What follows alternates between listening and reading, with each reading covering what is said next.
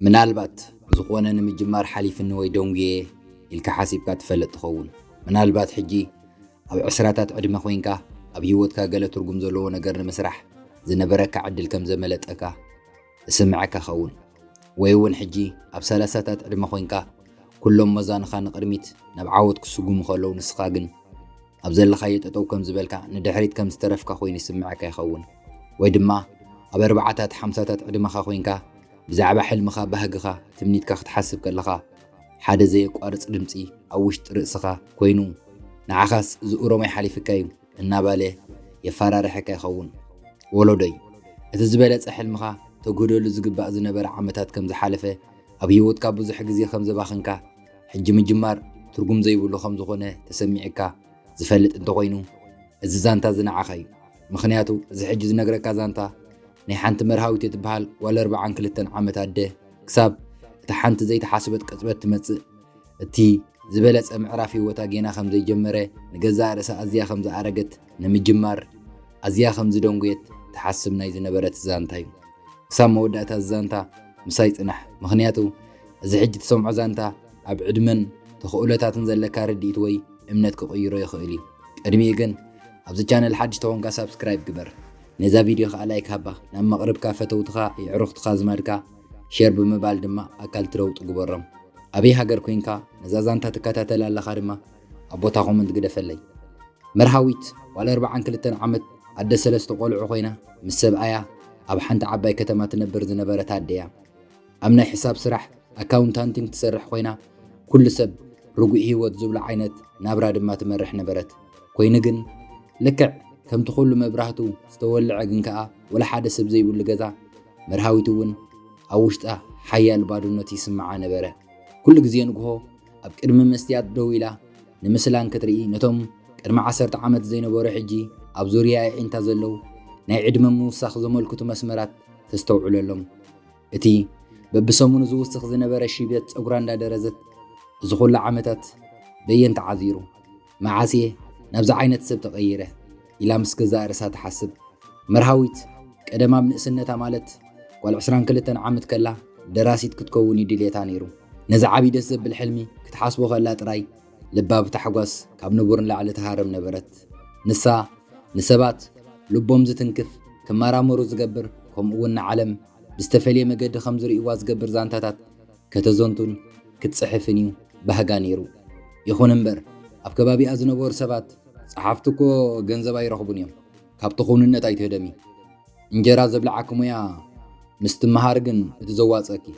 ይብልዋ ነበሩ ናይ ሰባት ርኢቶም ሰምዓት ድማ ናይ አካውንታንቲንግ ትምህርቲ ክትመሃር ጀመረት ድሕሪ ግዜ ናይ ገንዘብ ውሕስነት ምስ ረኸብኩ ክጽሕፍ ኽእል እንዴ ኢላ ምኽንያት በመቕራብ ድማ ንገዛ ርእሳ ኣታለለታ ኣብ 28 ዓመታ ናይ ገዛ ርእሳ ቢዝነስ ክጅምር ብርቱዕ ድሌት ሓደራ ወላኳ እኹል ትምህርቲ ሓሳባት ጉልበት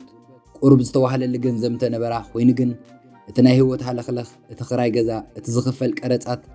እንክትሓስብ ካብ ሪስክን ዘይርጉእ ኩነታትን ንላዕሊ ውሕስነትን ቅሳነትን ምምራጽ ዝሓሸ መሲሉ ተራእያ ስለዚ ኣብቲ ዝተመቸወ ግን ከዓ ብዙሕ ደሞዝ ዘይብሉ ናይ ቤት ጽሕፈት ስራሕ ቀጸለት ኣብ 31 ዕድሚኣ ምሕር ትፈትዎን ውሽጣዊ ድሌታ ዝነበረን ትምህርቲ ስነ ልቦና ሳይኮሎጂ ንምምሃር ናብ ትምህርቲ ክትምለስ ሓሲባ ነበረት ግና ተማሃሪት ንምዃን ዕድመ ሓሊፍኒ ኩሎም መማሃርተይ ኣብ 20ታት ዕድመ ዝርከቡ ስለ ዝኾኑ ምስኦም ክረአ ከለኹ ዝሰክፍ ይኸውን ኢላ ምስ ሓሰበት እቲ ናይ ሳይኮሎጂ ንምምሃር ዝነበረ ሓሳብ ኣቋረፀቶ ስለዚ ነዚ ባህጋዝ እውን ንድሕሪ ደርቤቶ ቀተለቶ ኣብ 35 ዕድሚኣ ሓንቲ መማሃርታ ዝነበረት መሓዛኣ ዕውት ዝኾነ ናይ ቴክኖሎጂ ትካል ክትመስርት ከላ ረኣየት መርሃዊት محازا تكال كم زخفتتن كتنقرا لك عبر إسا خمس توقعت كوين تسمعا نخطودق لإشتو ترفع كأنت راي زي كونس زباخناتو كبر جزيئة زسعب اللعمي قطع ساون يتسمع وانيرو أبزخول لغن مرحاويت كم متعاس حليفان قزا رسا مخنيات النهابت نمجمار أي تبقسة النيرا أبا 4 كلتن عدمي آدما لك كم تفيسكاتو في حول الدرزلتو ودئي نسادما نايمت صوات عدل كي رخبت أوسن ميدا دو زبالت كوين تسمعا أبسرحا كاب أزنا أسو مسارحتا نابتن الساخت بطحة دل زنبرت درجة ክድይቦ ከለዉ ትርኢ ነበረት ወዲ 25 ዓመት ኮይኑ ንሳ ክትገብሮም ትፈርሕ ዝነበረት ናይ ቢዝነስ ተበግሶታት ክወስድ ከሎ ተዓዘበት ኣብ 30ታት ዕድሚኦም ዝርከቡ ሰባት ዕዉታት ኮይኖም መራሕታ ኮይኖም ኣብ መጽሔት ወፂኦም ክትርኢ ከላ እቲ ኣብ ውሽጣ ዝነበረ ኣልታዊ ድምፂ እናበርትዐ ክውስኽ ተፈለጣ ሕጂ ኣሪኪ ኢኺ ኣብ ሕሉፍኪ ብዙሕ ግዜ ባኺንኪ ኢኺ ኩሉ ሰብ ብኣጋ ስለ ዝጀመረ ዕዉት ክኸውን ክኢሉ ንዓኺ ግን ኦሮማይ ዕድመኻ ሓሊፍ እዩ ዕድል ኣምሊጥክ እዩ ስለዚ ተቐበልዮ እሞ ስቕበሊ ይብላ ነበረ በዓል ቤታ ነቲ ኣብ ዒንታ ዝንበብ ዝነበረ ጉሃየ ዝተውዕለሉ ነበረ ሓደ ምሸት ኣብ ሳሎን ኮፍ ኢሎም ከለዉ ድማ ሃኒ ኣብ ዝቐረባ ግዜ ሓድሽ ባህሪ ይርእየል ከለኹ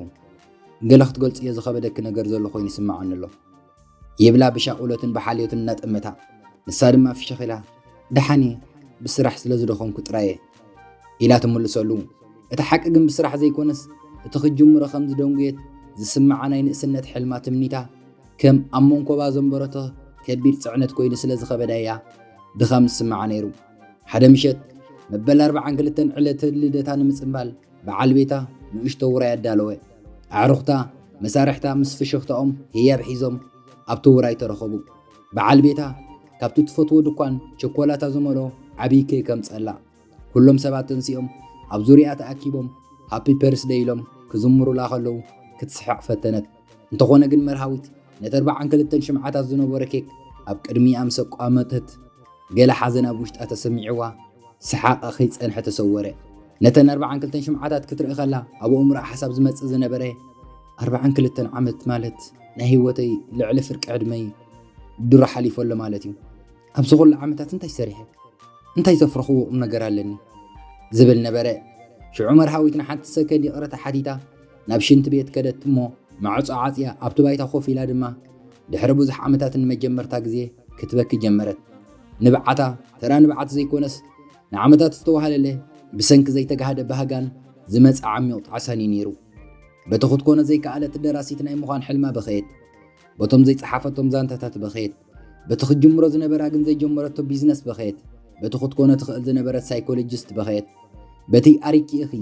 ሓሊፍኪ እዩ ዝብል ድምፂ እናተሰምዓ ዘይገበረቶም ዝሞቱ ዝተፈላለዩ ሕልምታት በኸየት መርሃዊት ኣብ ሽንቲ ቤት ስለ ዝደንጉየት እታ ኣመንቲ መሓዛኣ ቅሳነት ድሕሪ ናይ 20 ደቓይቕ ኣብ ባይታ ሽንቲ ቤት ኮፍ ኢላ ሜክኣባ ብንብዓት ሓፂቡ እናወረደ ከሎ ረኸበታ ቅሳነት ፈለማ ወላ ሓደ ተዛረበታን ልክዕ ከም እምንቲ መሓዛኣ ኣብ ጎና ኮፍ ኢላ ስቕበለት ድሕሪ ቁሩብ ደቓይቕ መርሃዊት ብዝተቆራረፀ ድምፂ ህይወተይ ብምልኡ ኣባኺነ የቕሳነት ጓል 42 ዓመት ኮይነ ትርጉም ዘለዎ ነገር ንምጅማር ሮማይ ሓሊፍኒ እዩ ብሰንኪ ዘይምውሳነይ ብዙሕ ክጽበ ኩሉ ዕድላት የምሊጥኒ ቀቲለ በለት ብጣዕሳ ቅሳነት ንመርሃዊት ምስ ረኣየታ መርሃዊት ኣብ ሙሉእ ህይወታ ክትርስዖ ዘይትኽእል ዛንታ ዓባይኣ ነገረታ መርሃዊት ከምኡ ይትበሊ ዓባየይ ስእሊ ምስኣል ጀመረት ጌና ጓል 78 ዓመት ከለያ ቅድሚ ስእሊ ምጅማራ መስኣሊ ብራሽ ወይ ሕብሪ ግደፍዶ ክትሕዞ ሪኣ ኸማና ይትፈልጥ ነይራ ምስኣል ድሕሪ ምጅማራ ግን እንታይ ከም ዝበለት እንትፈልጢ ኣብ ህይወተይ ንመጀመርታ ግዜ ብህይወት ከም ዘለኹ ናይ ብሓቂ ኣነ ምዃነይ እንተሰሚዕኒ ኢላትኒ ስለዚ በለታ መርሃዊት ንብዓታ እናደረዘት ንቕሳነት ብምግራም ጠመተታ እሞ ግን ኣነ ጓል 78 ዓመት እኮ ይኮንኩን ጓል 42 ዓመት እየ ኩሎም ዕዉታት ሰባት ኣብ 20ታት ዕድሚኦም እዮም ጀሚሮም ኣነ ብዙሕ ንድሕሪት ተሪፈ ኣለኹ በጃኺ ከመይ ኢለ ክበፅሖ ምኽእል በለታ ተጨናኒቓ ቅሳነት ፍሽኽ ኢላ እቶም ኣብ 20ታት ዕድሚኦም ጀመሩ ሰባት ሕጀብ ኣለዉ ንስኽነቶም ዝተዓወቱ ጥራይ ክትርኢ ዘለኻ ግን ገሊኦም ተዓዊቶም ገሊኦም ድማ ፈሺሎም እዮም ገሊኦም ድማ ሕጂ እውን ጌና እንታይ ከም ዝደልዩ ይህና ድዩ ኣለዉ እቲ ኣብ መንጎኽን ኣብ መንጎኦም ዘሎ ሓቀኛ ፍልሊ ንስኽን ንኽትጅምሪ ከም ዝደንጎኺ ክትሓስቢ ኣብ ዘለኽዮ ደውን ክትብሊ ንሳቶም ግና ዕድሚኦም ይኹን ኩነታቶም ብዘይገድስ ውሳነ ወሲዶም ስለ ዝጀመሩ እዮም ኣብ ህይወት ምፍታን ወይ ምፍሻል ኣይኮነን ትጸገም እቲ ዝዓበየ ውድቀት ዘይምፍታን እዩ ከምዚ ኢልኪ ንምጅማር ከም ዝደንጎኺ ክትሓስቢ ጓል 78 ዓመት ምስ ኮንኪ ፈቲንክ ስለ ዝፈሸልክ ዘይኮነስ ፈጺምክ ብዘይምፍታንኪ ኢኺ ኣዝየኺ ክትጠዓሲ ኢላ ዘረባኣ ወድአትላ መርሃዊት ናይ መሓዛኣ ምኽሪ ነቲ ሽዑ ዝስምዓ ዝነበረ ሕማቕ ስምዒት ዋላ እኳ ብዝተወሰነ ይኹን ስለ ዘቃለለላ ሓቆፈታ ብሓባር ድማ ናብቲ ጽምብል ናይ በርስደይ ተመለሳ ንጽባሐይቱ ንግሆ መርሃዊት እታ ናይ ትማሊ ምሸት ኩነታት ጌና እናተሰምዓ ንዓመታት ዘይገበረቶ ነገር ገበረት نابتو نشتو خلا اتخودو زنبرت كافي شوب كيدا كوف مسبلت ولا حنتي صحف زي بالله طراز حيزا قال حسابات ولا ون حنت قصوي حيدت حركات كتصحف فتنت يخون امبر نحد ساعات زخون حنت قال كي صحفت اتو ورقت كم زنبرت نبرت حنتي أبقولنا خوينا تعذب زنبرت من البات أما مفرق صوصاتات عدمة تركب حقوستي صبق هي تنبر تمثل عدن مرهويت يقرأت هذا أمبر أبزي ملكتني أتون تد أهلي جن نايم صحف انكفات حسابات من أديقات إيمك زولو إلى بتحتنا حتى تتا مرهويت مرت مستحاوة سوخ مستا أيكونن نايم صحف انكفات رايزي كونس بعبينا هي انكفات يقات إيمني قدم 10 عامت كجمرو زنبر النجر حج كجمرو فتنا الله هنا هزي زدونغو مسلني عدلي نحنساب النحوار زملت إنه خوين يسمعنا له بلتا متعباي سبيت في شخيلها مساخو خوف قبلي كقال ديو بلتا مرهاوي دما فقادنيا خونت تاشي ما قلد أبقدم مرهاوي تكوف مسبلت اتحيزاتو زنبرت حانتو إشتو جيناتو بقول زلا تخل فلسي أما أخلن أب زنبرت ربيزا أما تتا زيا انتاي مخانا تفلتو له إلى حتى تتا مرهاوي دما نيشتو فلسيا إلى ملست الله بقن عنا بتاشي ما قلد إذا فلسي تتخيلا عبيا نخد كون كندق زي 5 وصد الله خد فلتلو إلى عندنا حتى تتا مرهاوي ترأسا بمنقنا طراي كم زي تفلت ملست الله كباب 10 عامت حد زيد ما كم كنتات كساب 3 عامت يوصد الله نزان إشتو فلسي لو من تتخيلا يا عباي قرب كوينا خري أنت خوينا قال 8 وي 9 عامت كخونا لني جلسات سلام تايمو زغول عامت زوصل تتخلي نسخوكو كتركبوا لي تخيل انت خوني أخي يهبلوني يخونو كوينا جن زوم سبعة زيرو دقونا قرالو زوم نمتكال مالت أنا عبي قرب كوينا خوري أنت دا أخوينا بلك اعتزبلت أجزية قرمي 10 عامت ينيرو جن اتخال أي زبلت أجزية نعي لومي حجي أبزا ساعات زيايا مخنياتو ولا كوا نعسرت عامت راي كتعب انت أخوا ولا كوا عباي قرب كوينا نخري أزول عدل وحد انت خونه جن دب معالتو خطو السخم رأي كنخانن محب حابن كابا حليفو نخالو تصلال تهب نباريت قرب يفتر كم زلوخم مفلاتن راي عبي فناني زسمعاني حلمتات دق سباتون لكع كم زافل زيايم مستم كرم 10 عامت فلسم استخول سبات سلاتو وادا داري نعاخ خمز دونغو خسمعك خون جنا نصاتمون انك جمرو خلو لكع خمزناتكي ابتو زحاسو ولا معالتيم جميرهم بلتا مرهاويت بمقرام بصمنا ندا سمعتا خلا تاشي ما قلده كابورصا حنتي زبليت دفتر مسوصت أنا صحفيتي هي مجمرتا مصحفي زحتهم كلها وال54 عامت كله خوي نيرم شعو جلسات أبزع عدمزي صحفيت كنت كوني بالكني لو من نيرم أم بفتيجن بزعب عدمي هي قدسوا مني تتصحف كوزانتا نلبو ميتن كفدو نخون بوبو يسحبهم دو يمهاروا له دو راهي زقدسهم بلتا ثاني مجمرتا مصحفي نمحتام كابر 48 عامت جميرة نشد عامتات يلفيه ريخي كساب هيوت زلخن حلمتاتكي نمسعب وين مجمار فصم زبحال غزي يلن زلك عدم 40 كلتني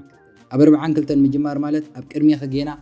ناي 4 وي دم 5 عدل لك مالتي ترغم زلو نجر نمسرح ز غزي زي اخولن فرقاني الى طمتتا مرهاوي تحجون زربات شماغلده እና ተሰወጥ አስቂላ ተሰምዕ ነይራ እታ ሽማግለደ ቀጽኢላ ክጅምር ቅድሚ ምብጋስክ ግን ንገዛ ርእስ ክትብልዮም ወይ ኣብ ውሽጢ ክስምዓኪ ሰለስተ ሓደገኛታት ዝኾኑ ሓሶታት ክተወግደለኪ እዞም ሓሶታት እዚኦም እዮም ቀዳማይ ሓሶት ኩሉ ዕውት ሰብ ቀዲምን ጀሚር እዩ ክበጽሖም ኣይክእልን እየ ዝብል እዩ እዚ ሓቂ ኣይኮነን ብዙሓት ሰባት ድሕሮም ዝጀመረሉ ዓወት ናይ ዕድመ ገደብ ይብሉን ናይ ዕድመ ገደብ ዘለዎ ምጅማር ጥራይ እዩ ካልኣይ ሓሶት ብዙሕ ግዜ ባኺነ ዝብል እዩ ዕድመኺ ብዝወሰኽኩ ቁጥሪ ግዜኺ ከም ዝተባኸነ ክስምዐክ የብሉን እኳ ደኣስ ዝነበርክዮ ህይወት ዘጥረኽዮ ተመኩሮን ጥበብን ካብቲ ጀማሪ ዝኾነ መንእሰይ ዝሓሸ ዓብዪ ፀጋ ዝህበኪ ካብ ባዶ ይኮንክ እንትጅምር ዘለኺ ካብ ተመኩሮ ኢኺ ትጅምር ዘለኺ ሳልሳይ ሓሶት ሕጂ ምጅማር ደንጉየ ትርጉም የብሉን ሓሊፍኒ ዝብል እዩ ኣብ ትሕቲ ፈጣሪ ክሳብ 89 ዓመት ክትነብር ትኽእል ኢኺ ኣብ ቅድሚኺ 38 ዓመታት ኣለክ ማለት እዩ ስለዚ እቲ ሕቶ ሓሊፍኒ ድዩ ዝብል ዘይኮነስ ክጅምር ድዩ ዝብል እዩ ክኸውን ዘሎ ኢላ ተሸማግላ ኣደ ዓብዪ ትምህርቲ ሃበታ መርሃዊት ካብቲ ኻፈ ክትወፅእ ከላ እታ ሽማግላ ኣደ ከም ህያብ ስለ ዝሃበታ ነታ ንእሽቶ ፈልሲ ሒዛ ወፀት ገዛ ምስኣቶ ወዲ ድማ ተኸለታ ብኡ ንብኡ ላፕቶፕ ከፊታ ድማ ድሕሪ 10 ዓመት ንመጀመርታ ግዜ ሓንቲ ሓረግ ፀሓፈት መሳጢት ኣይነበረትን ደምሲሳታ ድማ እንደገና ካልአይቲ ጸሓፈት ንሳግን ካብ ተቐዳመይ ተሓይሽ ነበረት ንዝቐጸለ 3 ዋርሕ መርሃዊት መዓልታዊ ቅድሚ ስራሓ ምእታዋን ካብ ስራሓ ድሕሪ ምፍዳሳን ትጽሕፍ ነበረት ሓደ ግዜ ወላ ሓንቲ ቃላት ዘይመጸላ መዓልቲ እውን ነይሩ ግና ተስፋ ቀይቆረጸት ንምጽሓፍ ትፍትን ነይራ ድሕሪ 6 ወርሒ ናይ መጀመርታ ሓጺር ዛንታ ወድእታ ናብ ሓደ መጽሔት ምሰደደተ ግን ተነጽገት ፈሺላ ከም ዝተረፈት ስለ ዝተሰምዓ ድማ ብኸየት ግን ተስፋ ብምግባር እንደገና ክትጽሕፍ ጀመረት ድሕሪ 1 ዓመት ኣብ መበል 43 ዕድሚኣ ሓደ ሰደደተ ሓጺር ዛንታ ክሕተም ከም ዝተደለየ ዝገልጽ ኢሜይል መጻ መርሃዊት ዓዊላ ጨደረት ብታሕጓስ ነብዐት እዚ ንብዓት እዚ ግን ናይ ሓጎስ ንብዓት ነበረ መርሃዊት በዛ ዓወታ ይተወሰነትን ኣብ መበል 44 ዓመታ 3 ተወሰኽቲ ሓጸርቲ ዛንታታት ኣብ መጽሔት ኣሕተመት ኣብ መበል 45 ዓመታ ስፖንሰር ረኸበት ኣብ መበል 46 ዓመታ ድማ ናይ መጀመርታ ልቢ ወለድ መጽሓፋ ንምዝርጋሕ በቓት ኣብ መጽሓፋ ድማ መርሃዊትታ ኣብ 42 ዕድሚኣ መጽሓፍ ዝጀመረት ኣደ እዚ ድማ ሕልምኻ ንምስዓብ ኮነ ንምጅማር ፈጺሙ ከም ዘይሓለፈ ዘርእዩ ኢላ ጸሓፈት ተፈጸመ ወለዶይ ሕጂ ጽቡቕ ጌርካ ክትሰምዐኒ ይደልየካ ኣለኹ ናይ መርሃዊት ዛንታ ብዛዕባ መጽሓፍ ወይ ምሕታብ ጥራይ ኣይኮነን እዚ ዛንታ ብዛዕባቲ ዕድሜ ሓሊፍ ኢልካ ስለ ዝሓሰብካ ዝጽናሕኻዮ ንጎኒ ዝገደፍካዮ ነፍሲ ወከፍ ሕልምኻ እዩ እዚ ብዛዕባቲ ልክዕ ግዜ ሓሊፍ ኢልካ ስለ ዝኣመንካ ኣብ ውሽጥኻ ዝቐበርካዮ ነፍሲ ወከፍ ባህግኻ እዩ ክምርዖ ይክእልን እየ ግዜ ሓሊፍ እዩ ክመሃር ኣይክእልን እየ ግዜ ሓሊፍ እዩ ሃብታም ክኸውን ኣይክእልን እየ ግዜ ሓሊፍ እዩ ናብ ዓደይ ክምለስ ኣይክእልን እየ ግዜ ሓሊፍ እዩ ናይ ባዕለይ ስራሕ ክጅምር ኣይክእልን እየ ግዜ ሓሊፍ እዩ እቲ ዝደልዮ ሰብ ንምዃን ኣይክእልን እየ ሓሊፍኒ እዩ ወለዶይ ብሓፈሻ ዝኾነ ክትገብሮ ትደሊ ነገር ንምጅማር ከም ዝሓለፈካ ዝስምዐካ እንተደኣ ኮይኑ ፕሊስ ነዛን ሕጂ ዝነገረካ 5 ሓቅታት ብምስትውዓል ስምዓኒ ቀዳማይ ሓቂ ነቲ ንስኻ ዝያዳ ቦታ እትህቦ ነገር ንምጅማር ኦሮማይ ሓሊፊ ዝብል ግዜ የለን ኣብ 20ታት ዕድመ ኣይደንጎኻን ኣብ 30ታት ዕድመኻ እውን ኣይደንጎኻን ኣብ 4ታት ዕድመኻ እውን ኣይደንጎኻን ካብ ሎሚ ጀሚሩ ዝገበርካ እንተገበርካ 5 ዓመት ክትውስኽ ኢኻ 10 እውን ክትውስኽ ኢኻ 20 30 40 50 እውን ክትውስኽ ትኽእል ኢኻ እቲ ወሳኒ ሕቶ ድማ እዚ እዩ ድሕሪ 5 ወይ ድማ 10 20 30 40 50 ዓመት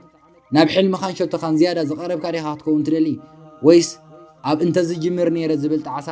ዝጠሓልካ ኢኻ ክትከውን ትደሊ እንድሕር ኣብ ጣዓሳ ክትኣቱ ዘይትደሊኻ ሕጂ ጀምር ካልኣይ ሓቂ ዶንጊኻ ምጅማር ፈጺምካ ካብ ዘይምጅማር ይሓይሽ ምዃኑ ተረዳእ ኣብ ህይወትካ መዓስ ጉዕዞ ከም ዝጀመርካ ኣይገድስን እዩ እቲ ዘገድስ ምስ ጀመርካ እንታይ ከም ዝፈጠርካን እንታይ ከም ዘበርከትካን እንታይ ከም ዝዓወትካን ጥራይ እዩ ሳልሳይ ሓቂ ዋላ እኳ ዕድሜኻ ይድፋእ ዕድሜኻ ወስኽ ንስኻ ካብ ባዶ ወይ ካብ ጥራሕኻ ይኮንካን ትጅምር ዘለኻ ንስኻ ካብ ናይ ዓመታት ዝነበርካዮም ተመክሮ ዝኣከብካዮም ጥበብን ብጻዕሪ ዝረኸብካዮም ጽንዓትን ኢኻ ትጅምር ዘለኻ እዚ ድማ ከም ድኽመት እተሓፍረሉ ነገር ዘይኮነስ ከም ሓይሊ ከም ብርታዕ ምዃኑ ተቐቢልካ ክትኮርዓሊ ዝግባእ እዚ ናይ ዕድመ ተመክሮ እዚ መናእስያት ገና ዘይረኸብዎ ብገንዘብ ክዕድግዎ ዘይክእሉ ብቐሊል ክመሃርዎ ዘይክእሉ ጸጋ እዩ ራብዓይ ሓቂ ነብስኻ ምስ ካልእ ምውድዳር ሰራቕ ትብዓትን ርእሰ ተኣማንነትን ምዃኑ ፍለጥ ናትካ ምጅማር ምስ ናይ ካልኦት ሰባት ምፍራቕ ወይ ምውዳእ ኣይተወዳድሮ ካልኦት ሰባት ዘለዎ ደረጃ እናርኣኻ ብዛዕባ ዘለኻዮ ደረጃ ምሕዛን ኣቋርጽ ናትካ ናይ ብሓቂ መወዳደርትኻ እቲ ትማሊ ዝነበርካዮ ሰብ መንነት ጥራይ እዩ ሎሚ ካብ ትማሊ ተሓይሽ ዶ እዚ ትዘገድስ እንኮ ውድድር ክህበካ ዘለዎ ሕቶ ሓሙሻይ ሓቂ ተግባሪ ንርእሰ ተኣማንነት ዝፈጥሮ እምበር ናይ ምጅማር ፍርሒ ኣይኮነን ንኽጅምር ድልውነት ሙሉእ ርእሰ ተኣማንነት ክሳብ ዝስምዐካ ይትጸበ ንኽጅምር ፈጺሙ ብምሉእ ድልውነት ኣይክስምዐካኒ ስለዚ ፍርሕን ጥርጣርን እናሃለወካ ስጉምቲ ምውሳድ ጀምር ድልውነት ርእሰ ተኣማንነት ድማ ካብቲ ተግባርዮም ዝመፁ እምበር ቅድሚ ይኮነን ወለዶይ ስለዚ ሕጂ ሎሚ እዛ መዓልቲ ቅድሚ ምውዳኣ ክትገብሮ ዝደልየካ ነገር እዚ እዩ ብዛዕባቲ ከተናድዮ ዝጸናሕኻ ሕልሚ እቲ ግዜ ይሓሊፍ እዩ እናበልካ ንነፍስኻ እቲ ነግራ ዝነበርካ ግዜ ብጽቡቕ ክትሓስበሉ ይግብአካ ምናልባት ጽሕፈት ክኸውን ይኽእል እዩ ምናልባት ናይ ገዛ ርእስኻ ስራሕ ምጅማር ክኸውን ይኽእል እዩ ምናልባት ትምህርቲ ምቕጻል ክኸውን ይኽእል እዩ ምናልባት ምምርዓው ክኸውን ይኽእል እዩ ምናልባት ስፖርት ምጅማር ክኸውን ይኽእል እዩ ብሓፈሻ እቲ ክኾነ ይግብኣኒ ኢልካ እቲ ኣምነሉ ሰብ ንምዃን ንክኸውን ይኽእል እዩ ሕጂ ግን ጥራይ ጀምሮ ሕልሞም ዝጨበጡ ሰባት እቶም ዝጀመሩ ሰባት እዮም ወላ ፍርሒ እናተሰምዖም ወላ ግዜ ከም ዝሓለፈ እናተሰምዖም ወላ እውን ድልዋት ከም ዘይኮኑ እናተሰምዖም ነታ ቀዳመይቲ ስጉምቲ ይወስድዋ ነቲ ጉዕዞ ይጅምርዎ ወለዶይ ሕጂ ዕድመኻ ይሓለፈን ግዜኻ ያበኸንን ንዓኻ جزية أي حلفك وقارئ أسحجي زي اللي خايو عدمه تزبلت درجة هيوتك تزيادة عقبة ترجو من ذهبك معرف هيوتك خوني خيلي سلازون لومي أبزخون عدمه هالو نمجمار تزبلت أتمعالتيا إذا زانتا نمجمار جزية كم زي حلفة أزخا خير كان تقولوا نخالو تزمل أختي يدليوم ينوتبلهم سبات من البات نحلمهم نمتصعب كون نمجمار جزية حالفني زبل سمعت نزلهم سبات من البات تصفى زقورتو تصفى أوريتهم نزي جمرون جزية كم زي حلفهم مزخا خير نزل اليوم سبات لومي شركة جبر لهم تصفى خطوتنا عليك مخنياتو أنا نعاخا شرب للكالخو نسخا أنا خالو تفتو تخشر بولو ولدي أبي هوت كان نخط عبي نقدميت نخط سوق من زحق زخا خالو زانتا تحيز خصاب زملس سسناين عخا كساب شعقن نذكر اتلومي اتتخلافلسي ولا نشتو تخون صباح صلال فرتب صبق تقرب كتكونيا جنا لوم انت تخيلكايا انت قدامي تسقمتي انت وسيد كايا انطرايو نتخكلنيا غزي يتصبى ملؤ بملؤ دلو كساب تخون اي تصبى نام نقسنتك ختملس اي تصبى مخنياتو از فصيمو اي كخونني تغلالا اي كخونني ولودي لوم جمر حج جمر فرحن طرطارنا تسمعك خلو جمر اتناي مصاي نسخا مالت اتدحر 5 عامد وي 10 عامد بتخونه سب لوم نتا قدامي تسقم تخوتوس لاي صبيكالو سلازي نتناي مصا مننتك ايتدونغيو حج جمر حج تبقس حج تلعال بتي لبتي لغن ولدي زي امنني نسخا ابزحالخا هالو مصاي خاناي مقير حيل لك ثانك يو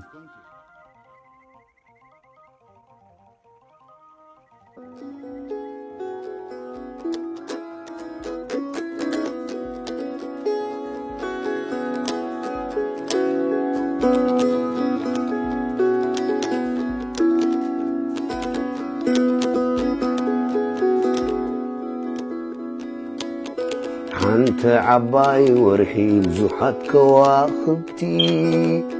صرناي سلام مبرهتناي ليتي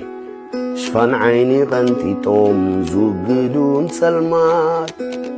ورحن كواخبتناي تفرفتورا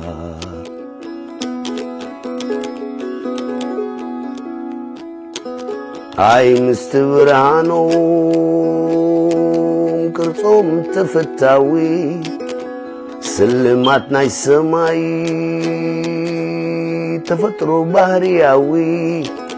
بعلوم نبعلوم النات داراربو نزات سلمات مريت برهانوم يهبو برهانوم يزنبو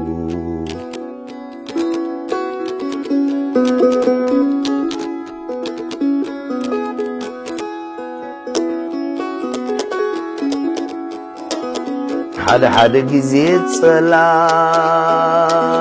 دبنا يشفنوم يتارات روخاي لو قد تبلوم والتانا بنفاس تنتيقو مستدف أدبنا تسلموم تريوم كتنو ببانا كتنو نابانا أنت عباي ورحي بزوحات كواخبتي صرناي سلام مبرهتناي ليتي شفان عيني غنتي توم زوجدون سلمات ورحن كواخبتناي تفرفتورا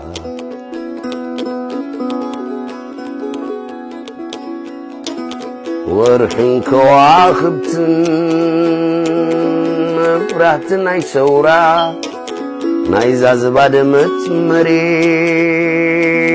متشوتي إريترا والتاناي حفاش قمجاوين تقالستي منشناي برهانا نصوم يوم كواخبتي نصوم يوم توم مبرهتي والتاناي حفاش قمجاوين تقالستي منشناي برهانا نصوم يوم كواخبتي نصوم يوم توم مبرهتي